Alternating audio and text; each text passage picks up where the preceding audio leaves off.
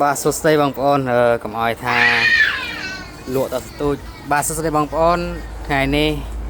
ខាងហាងសន្ទូចក៏មានលក់សំណាញ់ដែរដោយសារមានម៉ួយក៏សួរច្រើនណាឥឡូវនេះរដូវកាលបងត្រីរស់ដែរអញ្ចឹងចង់ឲ្យបងប្អូនមកមើលសំណាញ់មួយនេះនេះសំណាញ់7ហាត់4ផឹងបងប្អូនណា7ហាត់4ផឹងហើយទម្ងន់4គីឡូលក់ចុះម្លាយពិសេសបងប្អូន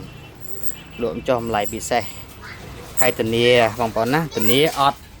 បំពង់អត់ការតគុណគឺរិចអស់ហើយសម្រាប់ចង្វាក់ក៏អត់នេះដែរអត់ខំចង្វាក់ដែរបងប្អូនណាចង្វាក់គឺញឹកល្អបងប្អូនណានេះអញ្ចឹងបងប្អូនសម្រាប់បងប្អូនគាត់អត់សូវចេះលេងសំណាញ់បងប្អូនពេលទិញបងប្អូនសួរមើលចង្វាក់បងប្អូនណានេះចង្វាក់គឺញឹកស្អាតល្អ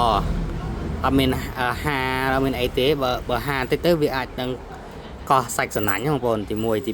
2ពេលយើងបងសាទៅវាអត់រួមឬក៏វាអត់បំពង់ឬក៏គេហៅការតគួន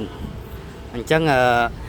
សំណាញ់ខាងហាងសន្ទូចយើងគឺធានាឲ្យ 100% គឺបាញ់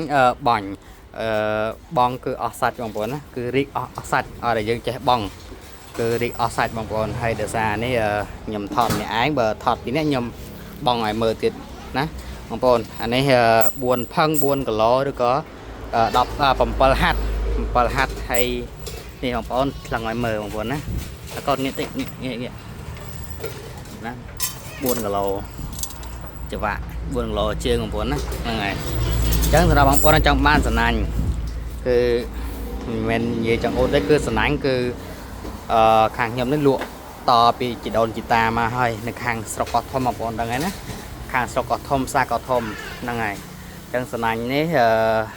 7ហាត់ណា7ហាត់4គីឡូ4ផឹងសម្រាប់បងប្អូនយកទៅបងត្រីរស់ត្រីអីបងប្អូនត្រូវហើយតម្លៃបងប្អូនណាតម្លៃពិសេសណាក្រោម 100000 នេះបងប្អូនណាតម្លៃក្រោម 100000 អញ្ចឹងសម្រាប់បងប្អូនដែលចង់បានឆាតចូល page បងប្អូនអរគុណច្រើន